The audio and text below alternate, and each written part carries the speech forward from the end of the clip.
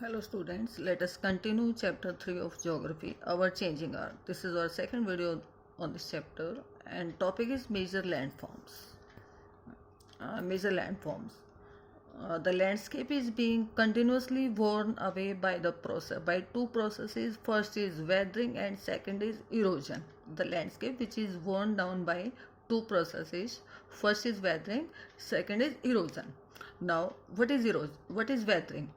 Weathering, this is the breaking up of rocks on the earth's surface. Breaking up of the rocks on the earth's surface, that is called weathering. And what is erosion? Erosion is a wearing away of the landscape by different agents like water, wind and ice. This is called erosion, or wearing away of the landscape. This is called erosion. And the eroded material which is carried away or transported by water, wind, and after some time when this is deposited, this process of erosion and deposition, this is it create different landform on the surface of the earth. Now that was about the major landforms. Two processes, first was weathering, second was erosion. Now we will discuss about work of a river. Work of a river. The running water in the river, it erodes the landscape. The running water in the river which erodes the landscape. When the river tumbles or when the river fall down. When the river fall down or tumble at a steep angle over a very hard rock or down a steep valley, it forms a waterfall. When the river fall down at a steep angle over a very hard rock or a steep valley, this is called, or it forms a waterfall. But when the river enters the plain, after some time, when the river enters the plain, it twists and turns. It twists and turns, which form the large band which is called meander. The shape of a meander is like this. In this way, the meander is formed. This is the shape of a meander. When the river enters the plain, it twists and turns, which form the large band, and that is called meander. And due to continuous erosion and deposition along the side of the meander, the end of the meander loop come closer and closer.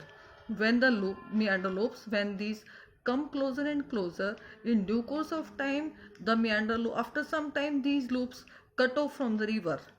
When these cut off from the river, after that, it forms a very beautiful cut-off lake, and that is called Oxbow Lake. The shape of Oxbow Lake is like this. Due to continuous erosion and deposition along the sides of the meander, the end of the meander loop come closer and closer, but after some time when the meander loop cut off from the river and it forms a very beautiful cut-off lake, that is called Oxbow Lake. That was about the Oxbow Lake. Now we will discuss about work of the sea waves. Work of the sea waves. We will continue with this. When the erosion and deposition of the sea waves, when this gives rise to coastal landforms, these sea waves strike at the rocks. These strike or hit at the rocks. After some time, cracks develop, and when these cracks get larger and wider, then it takes the shape of sea cave. When the cracks get larger and wider, it takes the shape of a sea cave.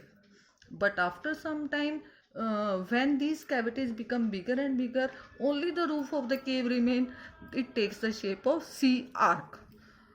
The shape of the sea arc is like this. This is the shape of a sea arc. And when the sea waves deposit the sediments or the small particles along the shore or the bank, then they form beaches. Now that was about the work of sea waves, and next part is this is work of the ice. We will discuss about it. Work of the ice. Glaciers are river of ice. Glaciers, the meaning of glacier is the river of ice is called glacier. Glaciers are river of ice which erode the landscape by bulldozing. Bulldozing means turning over the soil. By bulldozing soil and stone to expose the solid rock.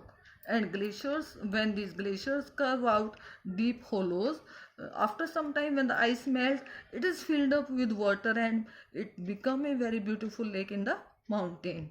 The material carried by the glacier such as rock, big and small, sand and silt, when it get deposited, these deposits form glacial moraine. When these deposits take the shape of a glacial moraine. Now work of the wind. The last topic is work of the wind. An active agent of erosion and deposition is called wind. An active agent of erosion and we already discussed about erosion and deposition. An active agent of erosion and deposition is called wind. And in desert we have seen the rock in the shape of a mushroom. Commonly we call them mushroom rocks.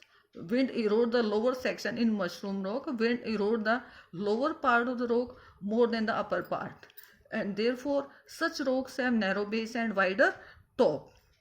Base is very narrow but the top is very wide. These type mushroom rocks have narrow base and wider top. When the wind blows, it lifts and transports the sand from one place to another. But when after some time when the wind stops blowing the sand, it falls and get deposited in a low hill-like structure. This is called sand dune. Sand dune means heap of sand is called sand dune. And when the grains of sand are very fine and light, the wind can carry it over very long distance.